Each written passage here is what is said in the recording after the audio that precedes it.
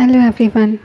आज का चैप्टर है भाषा विकास में सुनने और बोलने की भूमिका, role of listening and speaking in language development.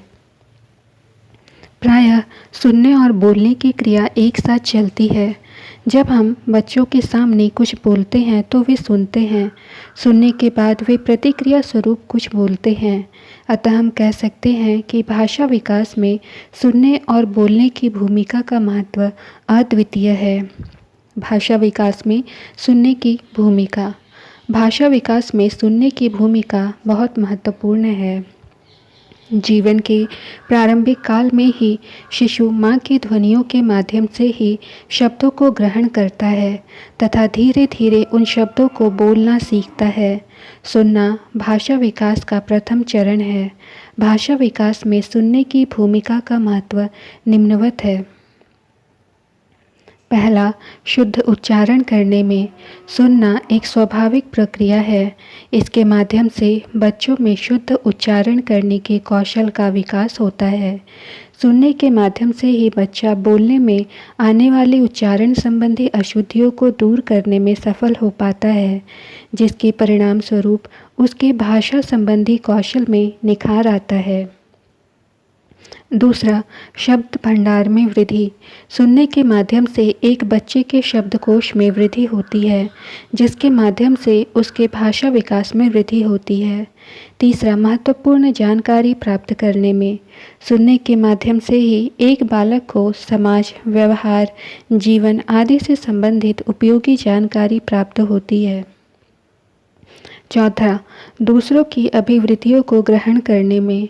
सुनना एक ऐसी प्रक्रिया है जिसके माध्यम से एक बालक दूसरों के भावों, विचारों एवं अनुभवों जैसी अभिवृत्तियों को ग्रहण करता है। यही अभिवृत्तियाँ उसमें कौशलों का विकास करती हैं। पांचवा, ध्वनियों का विभेदीकरण करने में। सुनना ध्वनियों के विभेदीकरण करने का सबसे अच्छा माध्यम है। इसके द्वारा बालक विभिन्न प्रकार की ध्वनियों के मध्य अंतर करना सीखता है, जिससे उसमें श्रवण कौशल का विकास होता है। भाषा विकास में बोलने की भूमिका। बोलना भाषा विकास का द्वितीय चरण है। भाषा के संदर्भ में बोलने का अर्थ है अपने भावों, विचारों को मौखिक भाषा के माध्यम से अभिव्यक्त करना। भाव एवं विचार बोलने के आवश्यक तत्व होते हैं। इस प्रकार जब हम किसी के सामने अपने भाव एवं विचार मौखिक भाषा के माध्यम से अभिव्यक्त करते हैं तो हमारी यह क्रिया बोलना कहलाती है।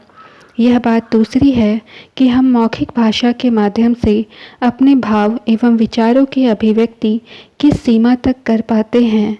भाषा विकास में बोलने की भूमिका का महत्व निम्नवत है। पहला, बच्चों में सुनकर प्राप्त किए गए ज्ञान का मूल्यांकन करने में। बोलना एक ऐसी प्रक्रिया है जिसके माध्यम से छात्रों में सुनकर प्राप्त किए गए ज्ञान का मूल्यांकन करने में सहायता मिलती है। इसके माध्यम से एक शिक्षक बच्चों में भाषा संबंधी त्रुटियों की जांच करता है। वह कक्ष में हुई शिक्षण प्रक्रिया का मूल्यांकन करता है। दूसरा, बच्चों की झिझक समाप्त करने में। बोलना एक प्रक्रिया है जिसके माध्यम से भाषा शिक्षण के अंतर्गत बच्चों में पैदा होने वाली झिझक को दूर किया जा सकता है। कक्ष में प्रक्रिया के दौरान कुछ बच्चे बड़ी ही सहज मुद्रा में अधिगम प्राप्त करते हैं, परंतु जब शिक्षक उन्हें खड़ा कर कुछ पूछता है तो वे मौन रह जाते हैं। बोलना बच्चों में यही झिझक समाप्त कर भाषा विकास में सहायता करता है। तीसरा, भाव, विचार तथा ज्ञान को अभिव्यक्त करने में। बोलने के माध्यम से एक बालक अपने भाव, विचार तथा ज्ञान को अभिव्यक्त करता है, जिससे कि उसमें भाषा का विकास होता है। यदि उसमें बोलने का कौशल नहीं होगा तो इस स्थिति में उसके सीखने की प्रक्रिया बहुत धीमी हो जाती है। चौथा, भाषा प्रवाह को कुशल बनाने में। बोलना भाषा विकास की प्रक्रिया का वह साधन है जिसके माध्यम से बालक अपने भाषा प्रवाह में प्रवीणता तथा कुशलता का विकास कर सकता है। इसके माध्यम से उसके भाषा के विकास में कुशलता आती है तथा साथ ही भाषा पर उसकी पकड़ और मजबूत होती जाती है। पाँचवां, विद्यालय आधारित कार्यक्रमों में सक्रिय भूमिका निभाने में भाषा विकास में बोलने का विशेष महत्व है। बालक की बोलने की क्षमता ही उसे विद्यालय आधारित विभिन्न कार्यक्रमों जैसे भाषण, वाद विवाद, प्रश्नोत्तरी, अंताक्षरी आदि में सक्रिय भूमिका निभाने को प्रेरित करती है, जो उसके भाषा विकास में एक महत्वपूर्ण भूमिका निभाती है। भाषा के कार्य। भाषा के बिना मनुष्य पशु के समान है। भाषा के कारण ही मनुष्य सर्वश्रेष्ठ प्राणी है। भाषा का आविष्कार एवं विकास वस्तुतः मनुष्य का विकास है। मनुष्य के व्यक्तिगत एवं सामाजिक जीवन में भाषा के कार्यों को निम्न प्रकार से समझा जा सकता है। पहला, ज्ञान प्राप्ति के प्रमुख साधन के रूप में भाषा के माध्यम से ही एक पीढ़ी समस्त संचित ज्ञान सामाजिक विरासत के रूप में दूसरी पीढ़ी को सौंपती है। भाषा के माध्यम से ही हम प्राचीन और नवीन आत्मा और विश्व को पहचानने की सामर्थ्य प्राप्त करते हैं। भाषा के द्वारा ही व्यक्ति के व्यक्तित्व का विकास होता है।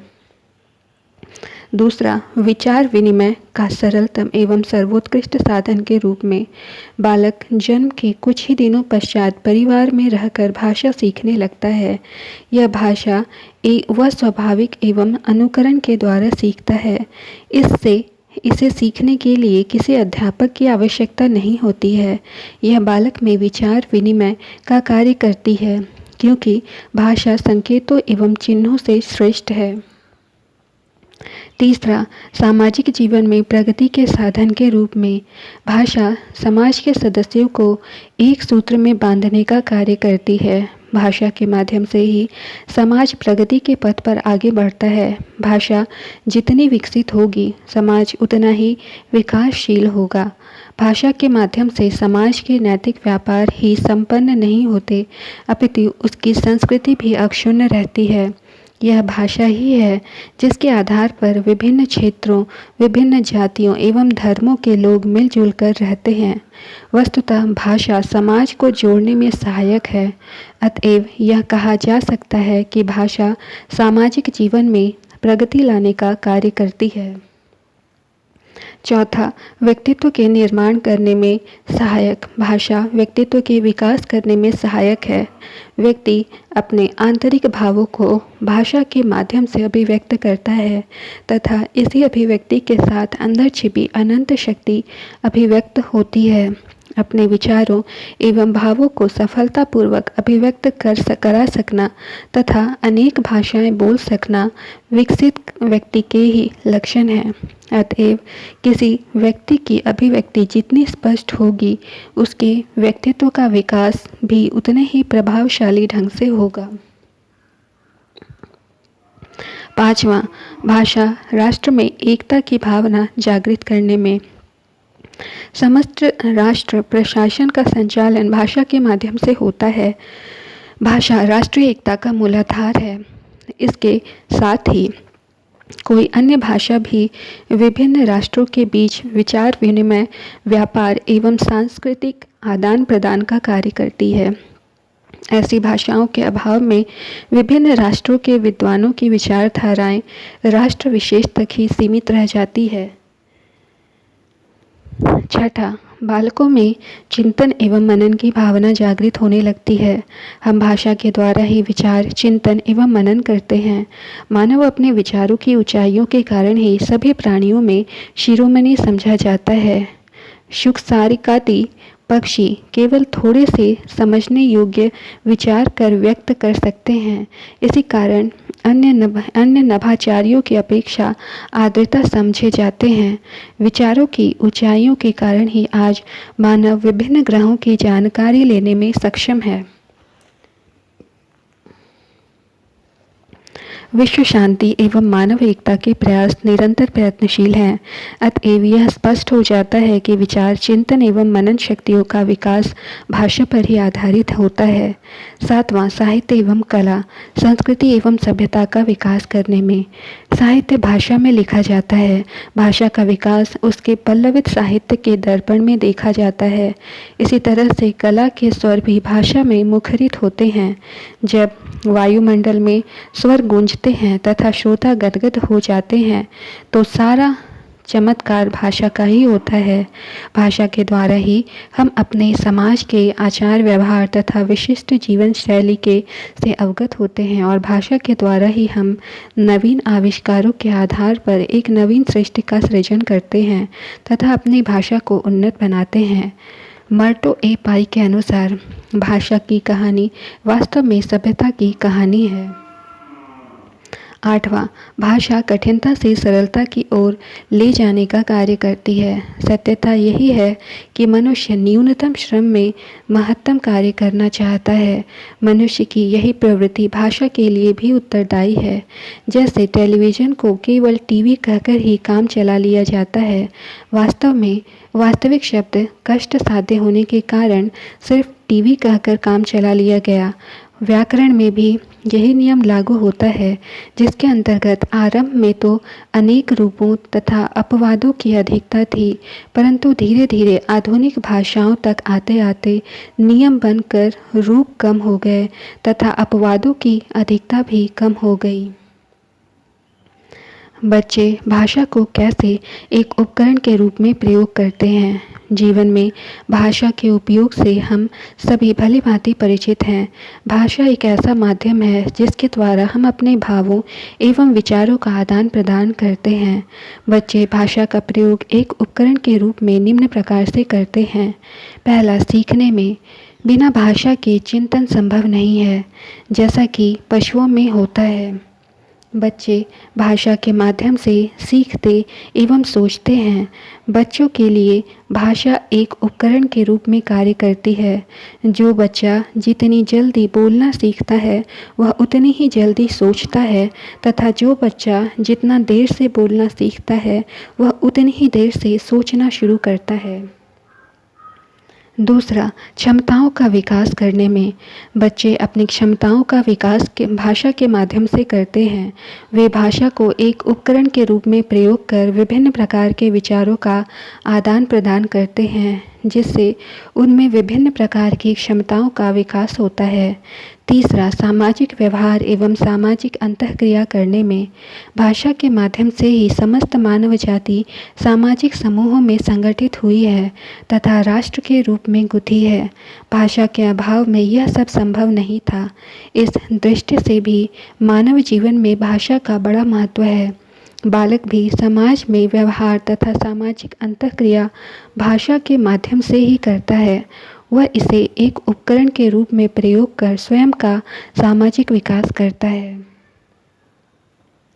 चौथा, मानव सभ्यता एवं संस्कृति की पहचान करने में। भाषा की कहानी मानव सभ्यता एवं संस्कृति की कहानी है। जैसे जैसे किसी मानव ने अपनी भाषा में प्रगति की, तैसे तैसे उसकी सभ्यता एवं संस्कृति में विकास हुआ। ज्ञान विज्ञान के क्षेत्र में प्रगति हुई, श्रेष्ठतर साहित्य का सृजन हुआ।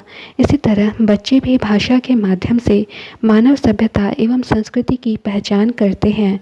वे भाषा को एक उपकरण के रूप में प्रयोग कर अपने संस्कार, संस्कृति आदि की पहचान करते रहते हैं। पांचवा, भाषा से अपना बौद्धिक व मानसिक विकास करने में। विचार शक्ति के अभाव में मनुष्य का मानसिक विकास असंभव है, क्योंकि विचार और भाषा का परस्पर अटूट संबंध है। विचार से भाषा का जन्म होता है तथा भाषा विचारों की जन्मदाता है। बौद्धिक व मानसिक विकास के लिए विचार शक्ति की आवश्यकता होती है। गांधी जी ने मानसिक विकास के लिए भाषा को उतना आवश्यक माना है जितना शिशु के शारीरिक विकास के लिए माता का दूध। अभ्यास प्रश्न संख्या 1। पहली कक्षा में पढ़ने वाली अंकिता अक्सर ड़ वाले शब्दों को गलत तरीके से बोलती है। आप क्या करेंगे? ऑप्शन 1, उसे ड़ वाले शब्दों की सीडी सुनने के लिए देंगे। ऑप्शन 2, अंकिता को ड़ वाले शब्दों की सूची देंगे। ऑप्शन 3, अंकिता को ड़ वाले शब्दों को अपने पीछे पीछे दोहराने के लिए कहेंगे। ऑप्शन 4, स्वयं ड़ वाले शब्दों को सहज भाव से उसके समक्ष प्रस्तुत कर उससे धैर्यपूर्वक बोलने का अभ्यास कराएंगे।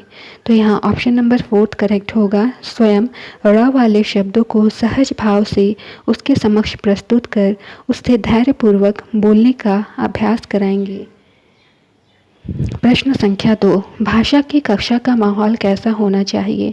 ऑप्शन 1, जहां बच्चों को उनकी बात कहने और सुनने के अधिकाधिक अवसर मिले। ऑप्शन 2, जहां शिक्षक बोले और बच्चे ध्यान से सुने। ऑप्शन 3, जहां भाषागत शुद्धता पर अत्यधिक बल हो। ऑप्शन 4, दीवारों पर सूक्तियाँ लिखी हों। तो यहाँ ऑप्शन 1 करेक्ट होगा, जहाँ बच्चों को उनकी बात कहने और सुनने के अधिकाधिक अवसर मिले। तीसरा प्रश्न है, राहुल को जब भी कक्षा में उत्तर देने के लिए कहा जाता है वह हकलाने लगता है। इसका क्या कारण हो सकता है? ऑप्शन 1, राहुल जानबूझकर ऐसा करता है ताकि उसे जवाब न देना पड़े। ऑप्शन 2, राहुल को सही उत्तर नहीं पता होता। ऑप्शन 3, यह राहुल की आदत है। ऑप्शन 4, राहुल बड़े समूह के सामने अपनी बात कहने में मनोवैज्ञानिक दबाव महसूस करता है। तो यहाँ ऑप्शन 4 करेक्ट होगा। राहुल बड़े समूह के सामने अपनी बात कहने में मनोवैज्ञानिक दबाव महसूस करता है। चौथा प्रश्न है, कहानी सुनाने से ऑप्शन 1, बच्चों की कल्पना शक्ति व चिंतन शक्ति का विकास होता है। ऑप्शन 2, बच्चे प्रसन्न होते हैं। ऑप्शन 3, बच्चे कक्षा में एकाग्रचित होकर शांत बैठते हैं। ऑप्शन 4, बच्चे अनुशासित रहते हैं।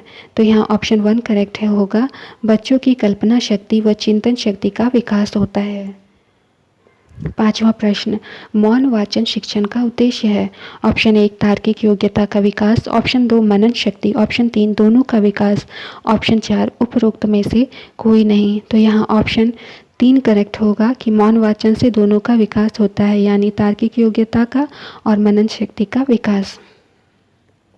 छठा प्रश्न है, निम्न में से क्या भाषा का एक कार्य नहीं है? ऑप्शन 1, विचार विनिमय की को कठोर बनाना। ऑप्शन 2, सामाजिक जीवन में प्रगति करना। ऑप्शन 3, व्यक्तित्व का निर्माण करना। ऑप्शन 4, राष्ट्र एकता की भावना जागृत करना। तो यहाँ ऑप्शन 1 करेक्ट होगा आंसर, विचार विनिमय को कठोर बनाना। प्रश्न संख्या 7, भाषा की कहानी वास्तव में सभ्यता की कहानी है। निम्न में से यह कथन किसका है? Option 1, M.A. Pai. Option 2, Skinner. Option 3, Jean पियाजे। Option 4, Thorndike. तो यहाँ ऑप्शन 1 करेक्ट होगा, M.A. पाई। आठवां प्रश्न, बालक भाषा में अपना विकास करने के लिए निम्न में से किसे एक उपक्रम के रूप में प्रयोग करते हैं? ऑप्शन 1, बोलने को। ऑप्शन 2, सुनने को। ऑप्शन 3, लिखने को। ऑप्शन 4, भाषा को। तो यहाँ पर ऑप्शन 4 करेक्ट हो जाएगा, भाषा को। 9वां प्रश्न है, निम्नलिखित में से क्या एक बालक के लिए भाषा विकास में सुनने की भूमिका है? ऑप्शन 1, ध्वनियों का विभेदीकरण करने में। ऑप्शन 2, दूसरों की अभिवृत्ति ग्रहण करने में। ऑप्शन 3, जानकारियां जुटाने में। ऑप्शन 4, उपरोक्त सभी। तो यहाँ ऑप्शन 4 करेक्ट होगा, उपरोक्त सभी। प्रश्न संख्या 10, बच्चों में बोलने से ऑप्शन 1, अभिव्यक्ति को व्यक्त करने की क्षमता पैदा हो जाती है। ऑप्शन 2, दूसरों को परेशान करने का कौशल विकसित हो जाता है। ऑप्शन 3, कक्षा में एकाग्रचित होकर बैठने लगते हैं। ऑप्शन 4, कक्षा का वातावरण खराब कर देते हैं। तो यहाँ ऑप्शन 1 करेक्ट होगा, अभिव्यक्ति को व्यक्त करने की क्षमता पैदा हो जाती है। प्रश्न संख्या 11, बोलने के माध्यम से बच्चों में ऑप्शन 1, भाषा प्रवाह कुशल नहीं हो पाता। ऑप्शन 2, भाषा को अभिव्यक्त करने की क्षमता का विकास रुक जाता है। ऑप्शन 3, झिझक समाप्त हो जाती है। ऑप्शन 4, उपरोक्त में से उपरोक्त सभी। तो यहाँ ऑप्शन 3 करेक्ट हो जाएगा, बोलने के माध्यम से बच्चों में झिझक समाप्त हो जाती है। क्वेश्चन नंबर 12, भाषा के माध्यम से छात्रों का होता है ऑप्शन 1, मानसिक विकास। ऑप्शन 2, बौद्धिक विकास। ऑप्शन 3, शारीरिक विकास। ऑप्शन 4, 1 व 2 दोनों। तो यहाँ ऑप्शन 4 करेक्ट होगा, 1 व 2 दोनों। प्रश्न संख्या 13, निम्न में से क्या एक बोलने तथा सुनने दोनों की विशेषता है? ऑप्शन 1, शुद्ध उच्चारण करना। ऑप्शन 2, ध्वनियों का विभेदीकरण करना। ऑप्शन 3, रेडियो सुनना। ऑप्शन 4, उपरोक्त सभी। तो यहाँ ऑप्शन 1 करेक्ट होगा, शुद्ध उच्चारण करना। क्वेश्चन नंबर 14, भाषा विकास का प्रथम चरण निम्न में से क्या है?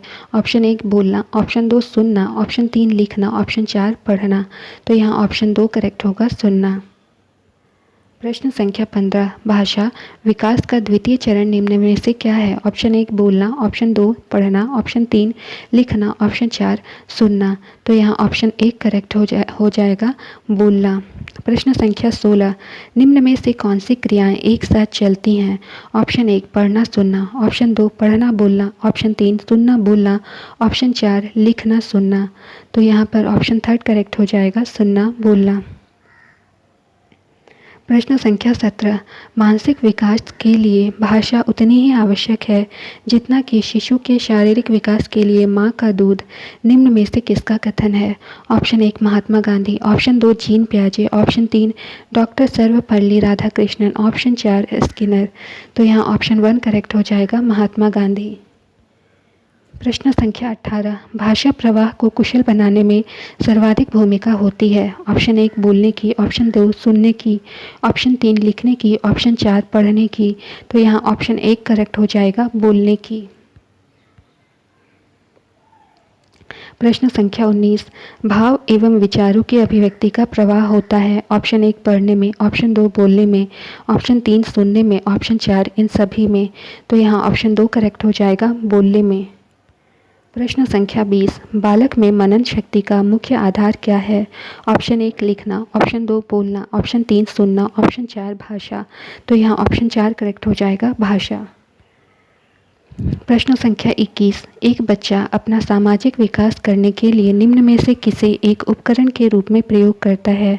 ऑप्शन 1 भाषा को, ऑप्शन 2 पाठ्यपुस्तक को, ऑप्शन 3 शिक्षक को, ऑप्शन 4 उपरोक्त सभी। तो यहाँ ऑप्शन 1 करेक्ट हो जाएगा, भाषा को। प्रश्न संख्या 22, निम्न में से क्या भाषा का प्रमुख कार्य है? ऑप्शन 1 भाषा बालक को समाज से जोड़ने का कार्य करती है, ऑप्शन 2 भाषा बालक को भावों तथा विचारों को अभिव्यक्त करना सिखाती है, ऑप्शन 3 भाषा बालक में ज्ञान प्राप्ति हेतु एक माध्यम की भूमिका निभाती है, ऑप्शन 4 उपरोक्त सभी। तो यहाँ पर ऑप्शन 4 करेक्ट हो जाएगा, उपरोक्त सभी। और इसी के साथ आज की क्लास समाप्त होती है। मिलते हैं अगले क्लास में एक नए चैप्टर के साथ। वीडियो देखने के लिए आपका धन्यवाद।